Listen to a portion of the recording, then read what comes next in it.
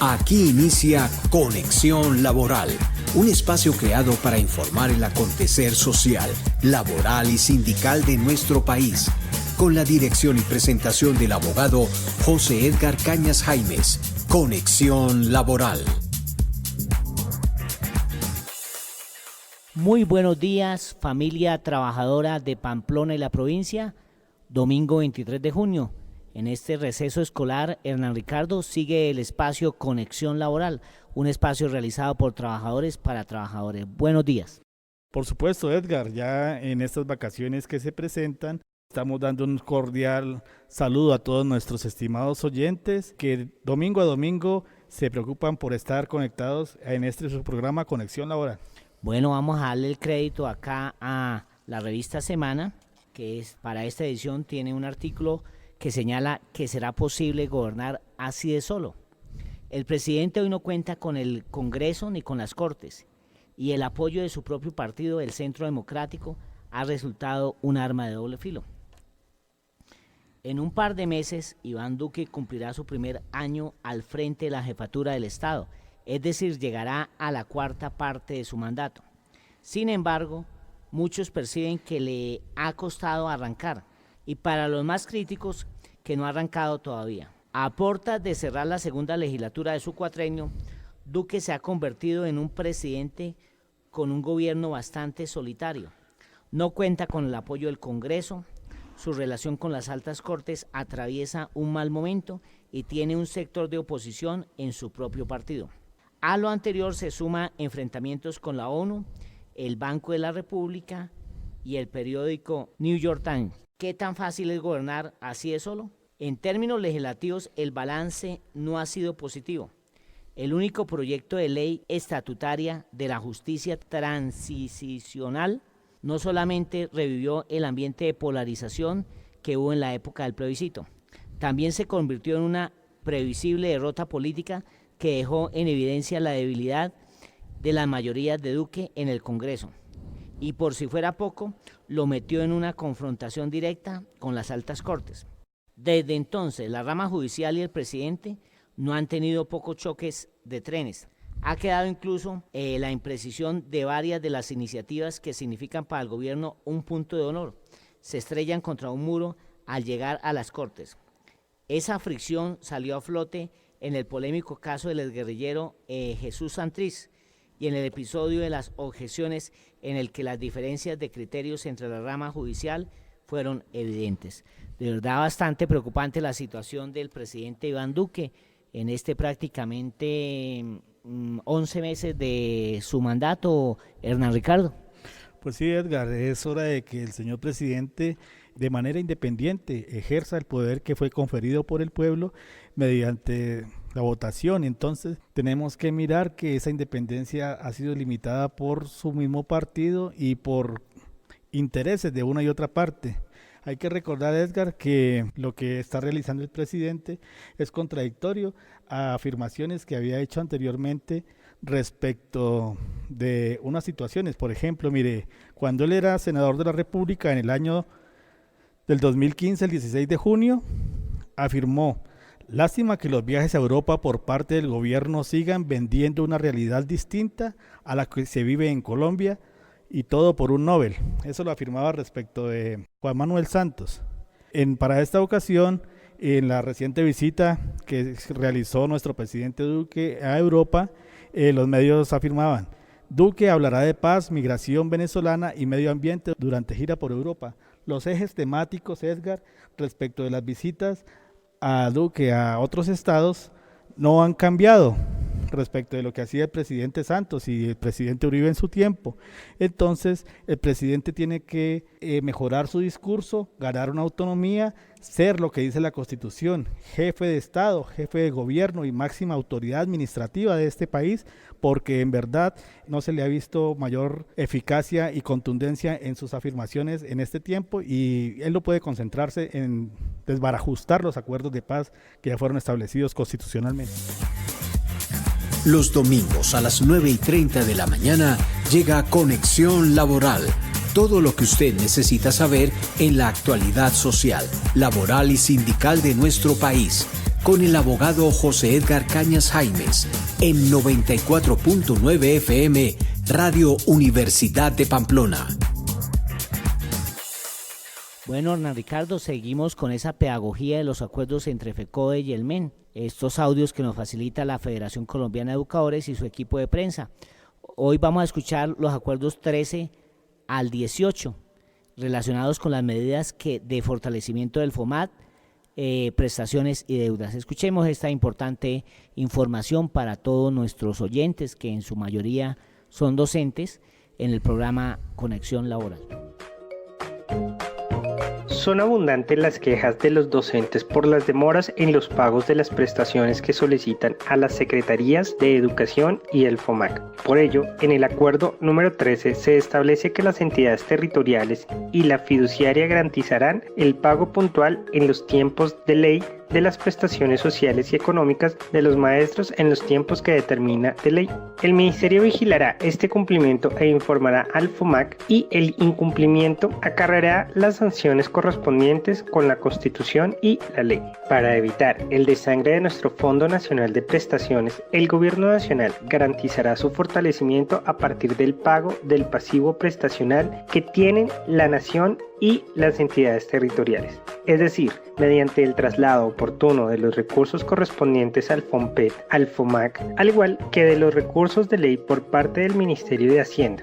El gobierno se compromete a ponerse al día en la deuda que tiene con el FOMAC. Así, el FOMAC podrá atender las prestaciones económicas y sociales actuales y próximas de los docentes. El Ministerio de Educación, el FOMAC y FECODE revisarán la aplicabilidad del decreto 3752 de 2003, de manera que las entidades territoriales realicen los aportes prestacionales con anterioridad a la afiliación al FOMAC, situación que afecta a un grupo de maestros. Asimismo, se revisarán y crearán los mecanismos para la afiliación al Fondo de Prestaciones de los docentes que aún están por fuera de este. Consulta al Consejo de Estado sobre el artículo número 15, numeral 2, literal B de la Ley 91 de 1989. Con la participación de FECODE en el documento sustentatorio. El Gobierno Nacional, en la formulación de la consulta, solicitará la participación de FECODE para la presentación de un documento sustentatorio y la intervención de sus representantes en la audiencia, si ésta llega a decretarse. El Gobierno Nacional garantizará el reconocimiento y pago del régimen de cesantías retroactivas a los docentes nombrados antes del 1 de enero de 1990, salvo que se hubiere optado por el régimen de cesantías anualizadas. Por una sola vez, la Fidu Previsora, con los recursos que se sitúen en las fiduciarias públicas, realizará el pago de la sanción por mora atendiendo criterios de fecha de las sentencias, conciliaciones o reclamaciones realizadas y completitud de los documentos según corresponda. En el término de 3 meses se expedirá la reglamentación pertinente y en el segundo semestre de 2019 se realizará el pago de aquellas sanciones que se encuentren causadas, reclamadas y reconocidas en decisiones administrativas o judiciales. El plazo máximo para el pago de aquellas que se reconozcan a partir de la fecha de expedición del acuerdo, 15 de mayo de 2019, hasta el 31 de diciembre de 2019, serán pagadas en el primer semestre del 2020. El Consejo Directivo del FOMAC realiza el seguimiento a estas acciones con el acompañamiento de la Procuraduría. Finalmente, el Gobierno Nacional garantizará el pago de las deudas laborales del magisterio y del personal administrativo. Esto es la continuidad del artículo 148 de la Ley 1450 de 2011. Bueno, igualmente, seguimos acá en el programa Conexión Laboral. Hoy que la mayoría de los educadores, los estudiantes están en ese receso escolar, que nos aprestamos a las festividades del 4 de julio, tenemos un tema musical propio del folclore colombiano, El Guayabo de la Ye, de Lisandro Mesa.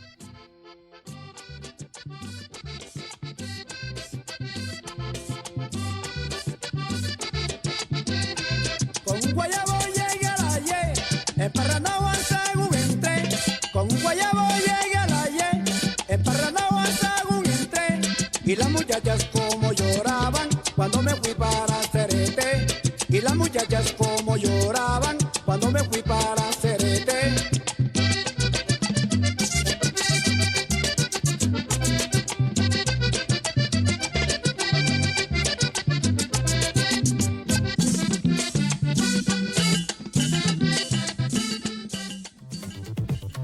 En Conexión Laboral, la vía jurídica. La sección más importante en este espacio radial es la sección jurídica, cuya finalidad es ofrecerle a los trabajadores los mecanismos jurídicos para que hagan efectivos sus derechos.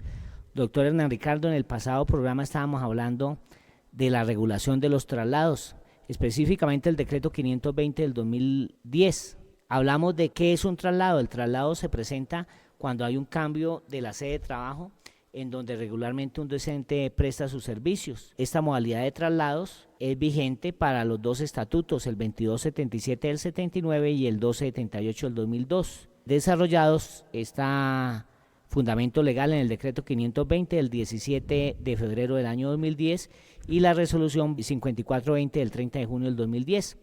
Recordamos igualmente que hablamos de cuáles serían las modalidades de traslado reguladas por esta norma. Hablamos de los traslados ordinarios cuando es por solicitud de los y las docentes.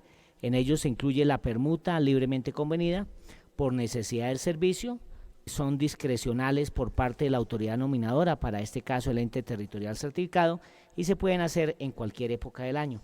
Estábamos hablando igualmente de los traslados entre departamentos o distritos municipales certificados. Requieren adicionalmente ese convenio interadministrativo entre las entidades territoriales, remisora y receptora, en la cual se convendrá, entre otros aspectos, las fechas de efectividad del traslado y de la producción de efectos y responsabilidades fiscales. Cuando se trate de permuta con estricta sujeción a la atención de las necesidades del servicio educativo, según lo establecido por el inciso tercero del artículo 22 de la Ley 715 del 2001. No serán autorizados el traslado por la autoridad nominadora si a uno de los docentes solicitantes le faltan 5 años o menos de servicio para alcanzar la edad de retiro forzoso. Recordemos que para este evento los docentes pueden laborar hasta los 70 años, entonces ya con un docente que tenga 64 o 65 años ya no procede la permuta. ¿Cómo sabe uno si puede o no inscribirse para este proceso de traslados?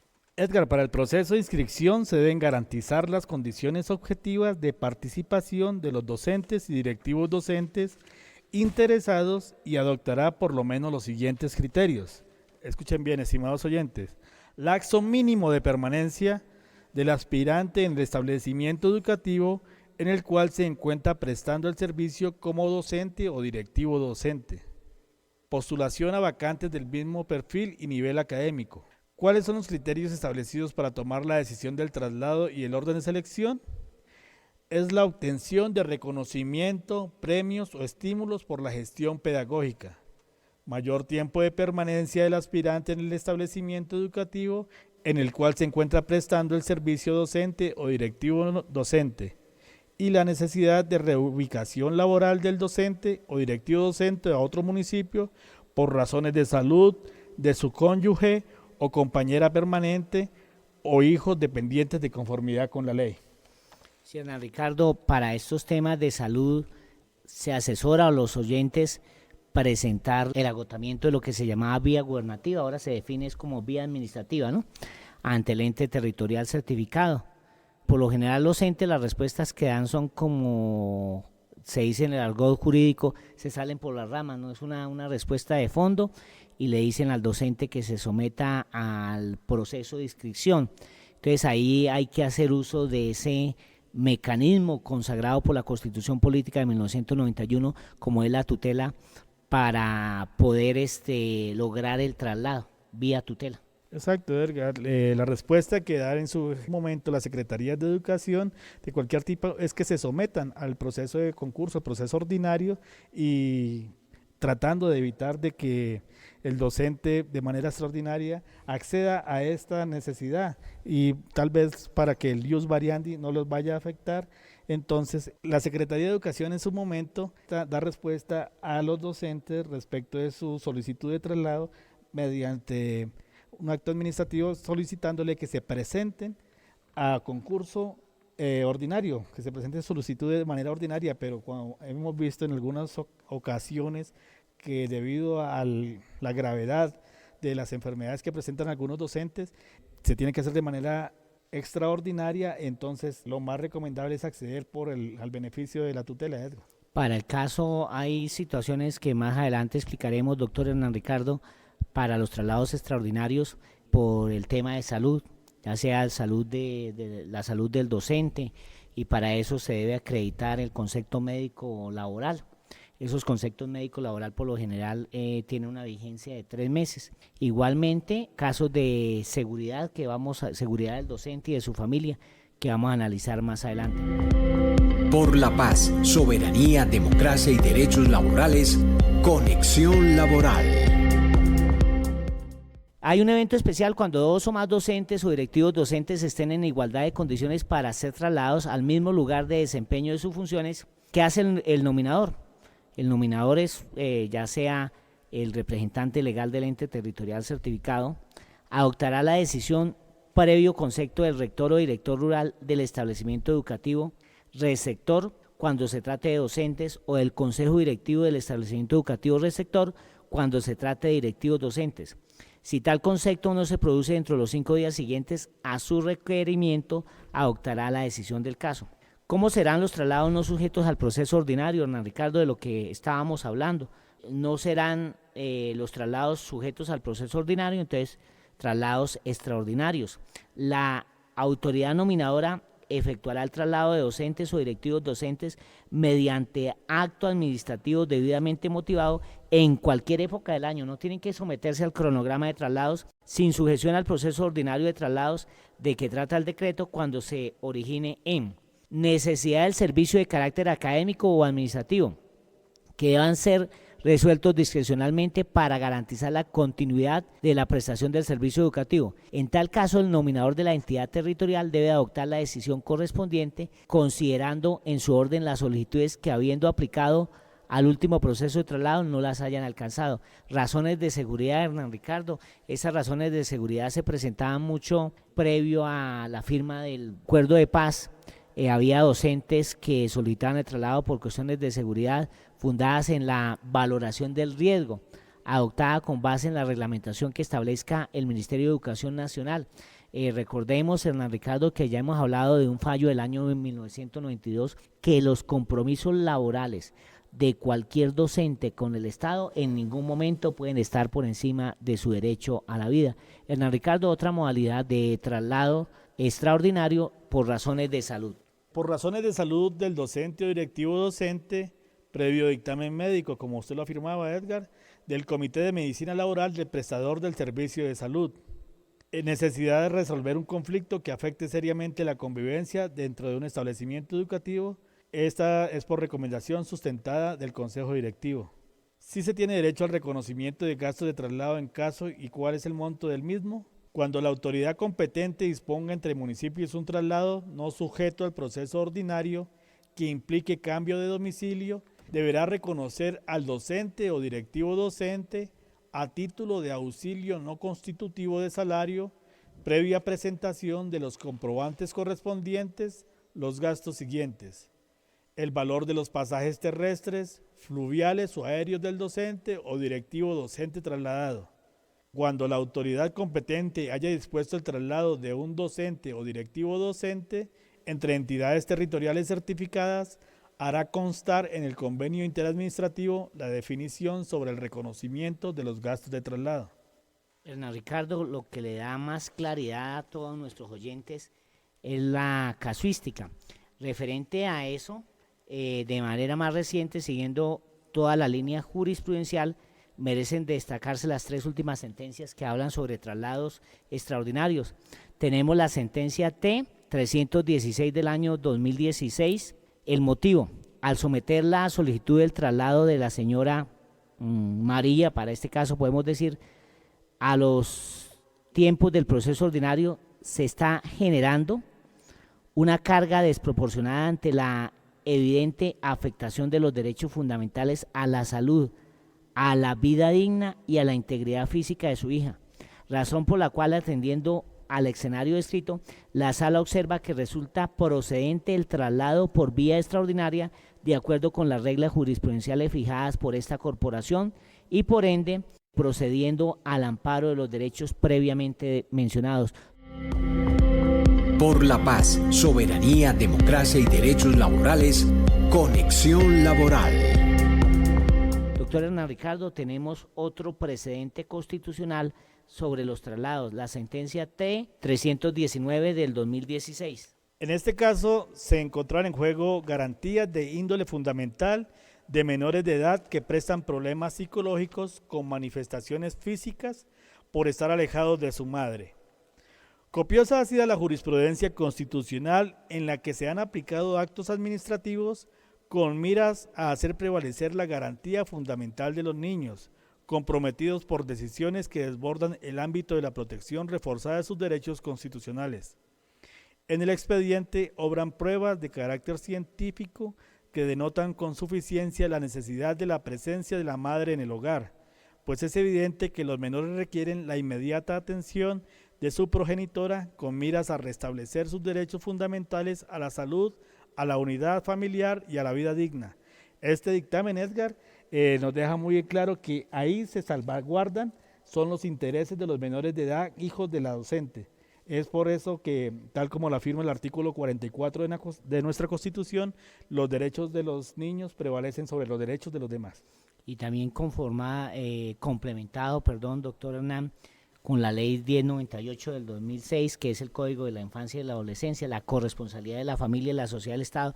Doctor Hernán Ricardo, tenemos un último fallo que nos da muchas más luces jurídicas sobre este proceso de traslados, referido T079 del 2017. Doctor Hernán, expliquémosle a nuestros oyentes qué nos señala este fallo de la Corte Constitucional. A la luz de lo expuesto en esa sentencia, la Sala consideró que la entidad accionada estaba en capacidad de determinar en su momento si en el caso particular objeto de estudio existía una vulneración de los derechos fundamentales reclamados por la accionante en representación de su hija menor de edad en condición de discapacidad, en atención a las decisiones proferidas por esta Corte en repetidas ocasiones. Lo anterior al estimar que la situación personal de la accionante y de su entorno familiar se ajusta a las consideraciones desarrolladas en la jurisprudencia de este tribunal en concordancia con las decisiones adoptadas en casos similares. Sobre el particular, puntualmente la sentencia T-308 del 2015 señaló que el traslado docente será procedente, entre otras, en eventos donde la ruptura del núcleo familiar va más allá de una simple separación transitoria y ha sido originada por causas distintas al traslado mismo o se trata de circunstancias de carácter superable. Hernán Ricardo, hubo un caso aquí en Pamplona del cual tenemos conocimiento, una docente que se sometió al proceso de traslados, hizo la inscripción, iba trasladada para otro ente territorial. Resulta que se expidió por parte de la institución educativa una certificación que no correspondía a como está señalada el área en la ley 115 de 1994. Cuéntenos usted en qué va esta situación.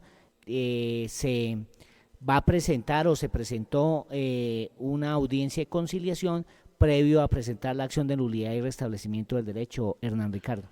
Pues en su momento, al ver la urgencia manifiesta que solicitaba esta docente, el primer paso fue presentar en su momento una acción de tutela, la cual fue denegada porque argumentó en su momento el juez de que habían otras formas de proceder, entonces se requirió por medio de la acción de nulidad y restablecimiento del derecho una solicitud de conciliación con esta entidad territorial, a lo cual no accedieron al traslado ya después de que haber surtido la etapa de selección, haberse manifestado la administración mediante una resolución, la aceptación de esta docente como tal, y tiempo después, mediante otro acto administrativo, fue negado ese traslado, ante lo cual se inició una acción de nulidad y restablecimiento del derecho que está en su etapa de notificación.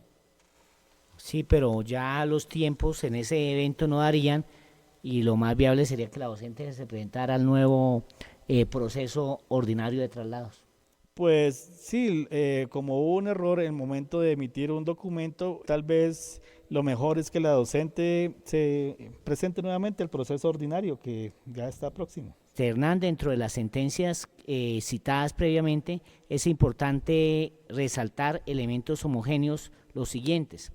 En primer lugar, el procedimiento administrativo consagrado en la Ley 715 del 2001 y el Decreto 520 del 2010 no tiene la virtualidad neutralizar los efectos, la procedencia de la acción de tutela, conforme lo dispone en el artículo 9 del Decreto 2591 de 1991, según el cual no será necesario interponer previamente la reposición u otro recurso administrativo para presentar la solicitud de tutela.